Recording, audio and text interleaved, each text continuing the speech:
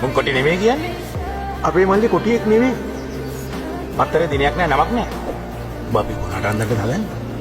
ඒ වුණාට MK සාන්ති කියන්නේ අපේ මල්ලිනේ. ඔය පත්තර කෑල්ලේ එල්ලි එල්ලි යන්න ගියොත් උඹලා තව තවත් හැම ගාලක පැටලෙනවා. අත්තරපල්ලා.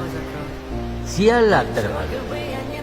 දැන් නම් අපේ මල්ලි ගැන හොයන්න එපා කියලා පුදුආමුදුර ඇවිල්ලා කිව්වා. අපේ අම්මා නම් පිළිගන්නේ එකක් නෑ බං. අපේ මල්ලි කොටියෙක් නෙමෙයි කියලා. මහත්තයාගේ පත්තරේ මුල් පිටේ ලොකු අකුරින් දාලා දෙන්න බැයි. අපිට එහෙම කරන්න බෑ. නියෝගයක් උඩින් එන්න ඕනේ.